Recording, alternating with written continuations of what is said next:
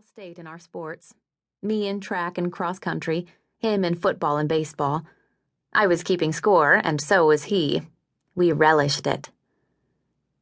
Then the news hit that his dad wouldn't be returning from Afghanistan, that the body was being shipped home in a flag-covered box. It was our town's first military loss in generations. The day after, Ben disappeared. He did that when he was upset. It was the same when he overshot that pass and we lost to Spirit High, only this time his mother was at her wit's end. I told myself I wasn't worried, that I'd scold him for being selfish. Well, maybe not scold, given the circumstances. But I'd drag his hot hiney home so Mrs. Bloom could start trying to breathe again. The least I could do, I'd thought. Practically my responsibility.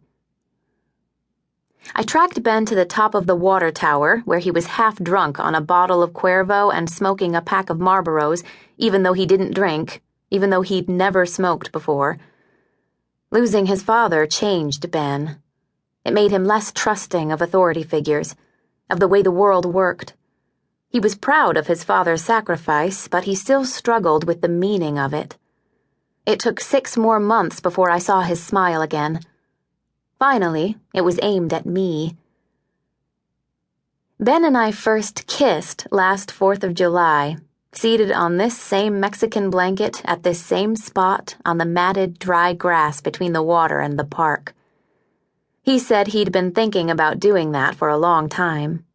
Kissing, letting his fingertips fall, seeking between my thighs. Our first real date was Austin City Limits. He's wearing the black concert t-shirt tonight.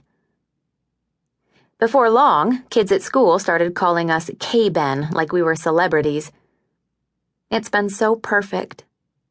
Okay, an eyebrow or two may have lifted at him being white and me black, but our parents had been best friends since before we were born, and nobody dared to say boo about it in public. I only hope what I'm about to tell him next won't ruin everything. Then what is it? He presses, leaning closer on the blanket. What's wrong? The speech I rehearsed sticks in my throat. You see, I'm being ridiculous. Ben loves me. I should come right out and say it. I will. I do. I'm a cat. Ben slides his palm alongside my hip and squeezes. Meow. Typical. An actual cat, with whiskers and a tail. As he moves in for a kiss, I stop him with 2 firm fingertips to the chest. An Acinonyx jubatus sapiens, a spotted werecat. Not my parents, just me. I can deal with being the first daughter of Pine Ridge, with my father being one of the few African-American mayors in Texas. And how much talk there is about all of that, especially since Dad hinted to the Capital City News that he might run for the Texas State House. It gets tedious, but fine. I'm used to it. But what on earth would I do if the fact that I'm a werecat went not only public but viral? It's the kind of thing that would make INN. And my Homo sapiens mom and dad would be ruined, all because of me. Just in case, I spell it out for Ben. My parents are human beings, like you.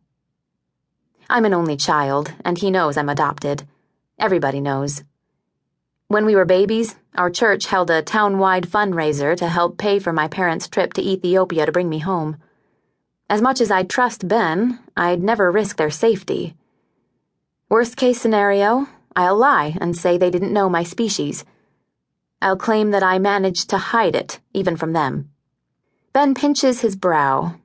It's not horror. He's confused. You're kidding.